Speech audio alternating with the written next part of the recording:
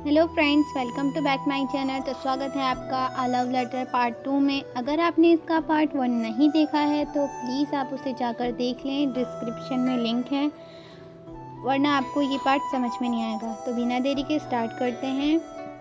तो हमारी हीरोइन ढूंढ रही है उस लड़के को जिस लड़के का लेटर वो गलती से ले गई थी, पर क्योंकि वो उसका चेहरा नहीं देख पाई थी और ना ही वो उसे जानती थी कि वो कौन है, इसलिए वो उस लड़के को नहीं ढूंढ पाती। अब उनके स्कूल की छुट्टी हो जाती है। वो उस लड़के को नहीं ढूंढ पाई, इसलिए वो थोड़ी सी निराश होती है।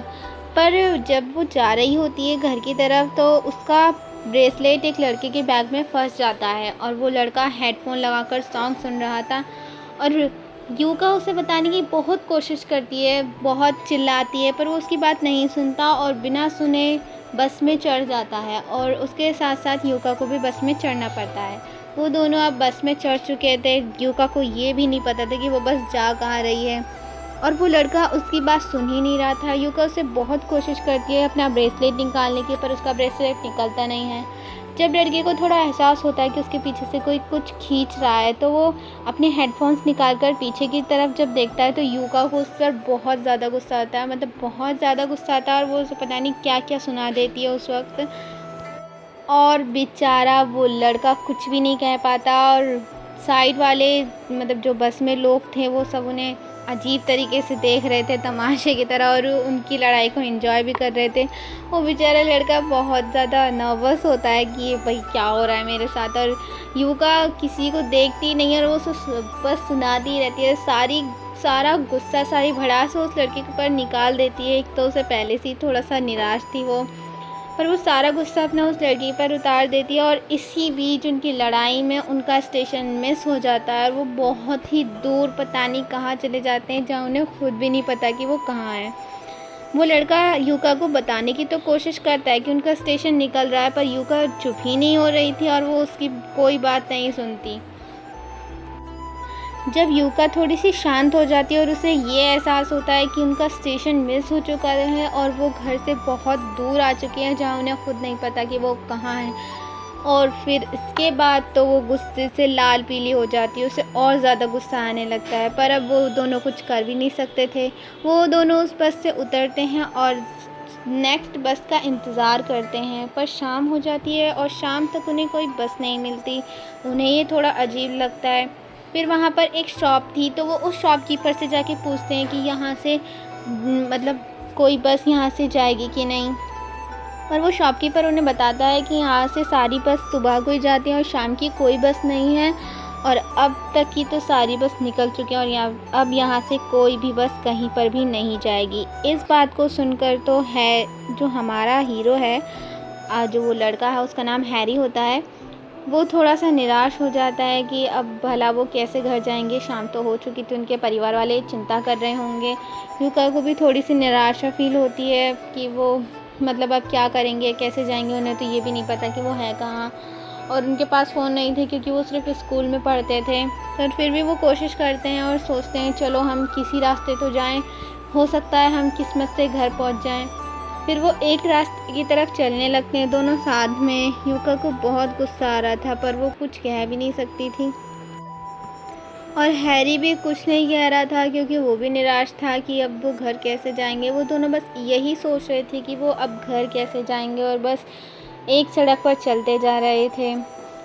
काफ़ी मतलब रात हो चुकी थी वैसे तो, और उनका जो रास्ता था वो काफ़ी सुनसान सा होता जा रहा था क्योंकि जो शॉप्स हैं वो क्लोज़ हो रही थी और लगभग सारी ही शॉप क्लोज़ हो चुकी थी, और बीच में उन्हें जंगल से भी निकलना पड़ता है, मतलब थोड़ा जंगल सा था, और आपको तो पता है कि नाइट में जंगल कितना डरावना लगता है। यूका को डर भी लग रहा था और उसे दुख भी हो रहा था कि उसकी फैमिली वाले उसकी चिंता कर रहे होंगे, और उसे बहुत गुस्सा भी आ रहा था। तो मतलब वो कुछ कह नहीं पा रही थी पर अंदर ही अंदर वो ये सारे फ़ील कर रही थी।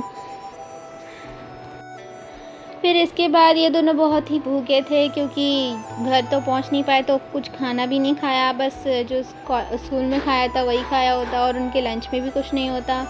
यूका का पेट अचानक से बोलने लगता है, जिससे हैरी उसकी तरफ देखता है तो यूका शर्मा जाती है क्योंकि उसका पेट बोल रहा था।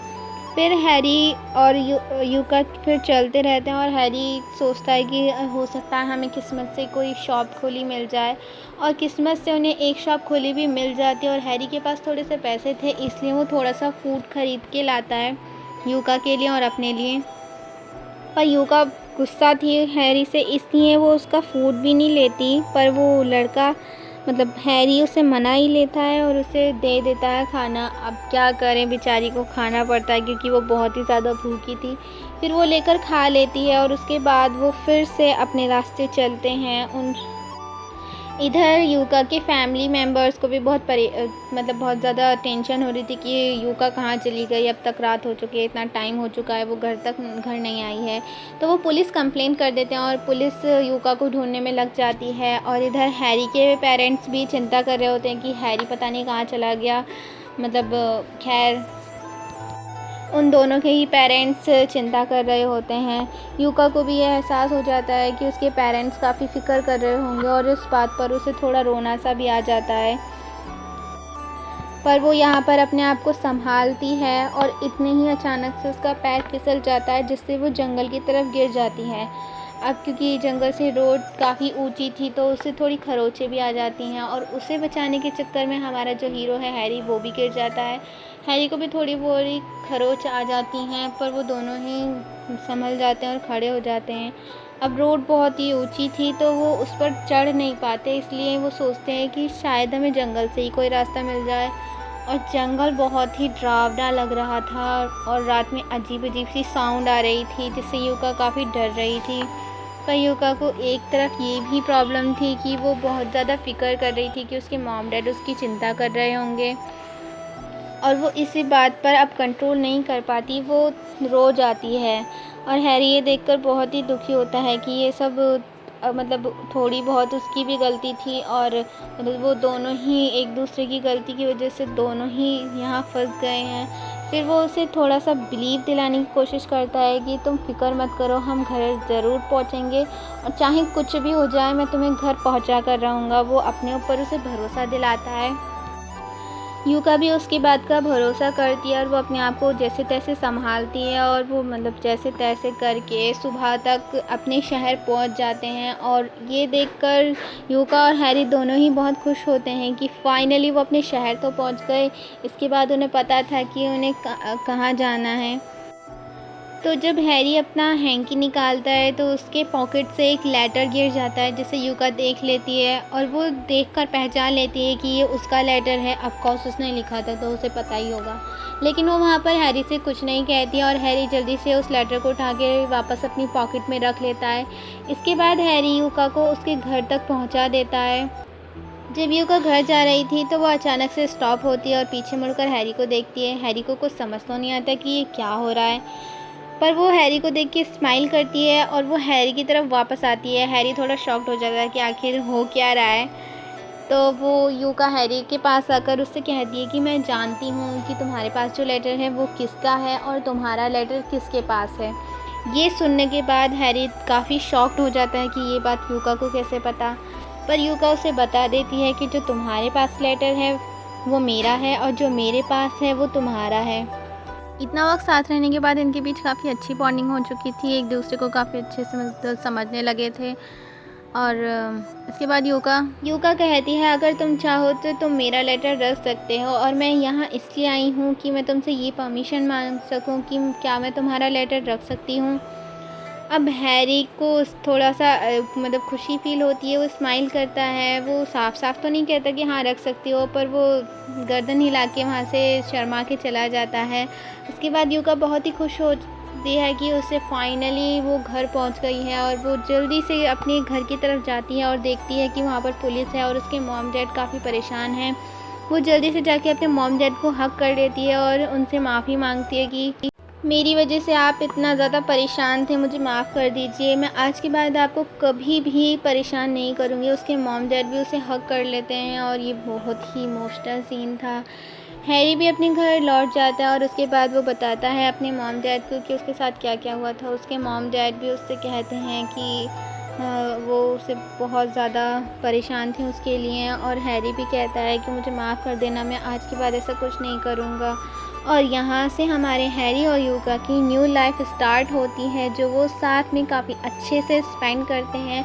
अब उन दोनों की भी उनके पार्टनर्स मिल चुके थे और वो आगे काफ़ी अच्छे से डेटिंग करते हैं, साथ में रहते हैं, खेलते हैं, मतलब आगे की लाइफ काफ़ी इन्जॉय करते हैं। और इसी के साथ हमारी लव लेटर स्टोरी का एंड होता है। दोस्तों, आपको ये स्टोरी कैसी लगी आप मुझे ज़रूर बताइएगा और इसका फर्स्ट पार्ट देखना बिल्कुल ना भूलें और चैनल को सब्सक्राइब करें, वीडियो को शेयर और लाइक कर दें if you like the video. And मिलते हैं नेक्स्ट वीडियो में। Bye bye, thank you, have a good day.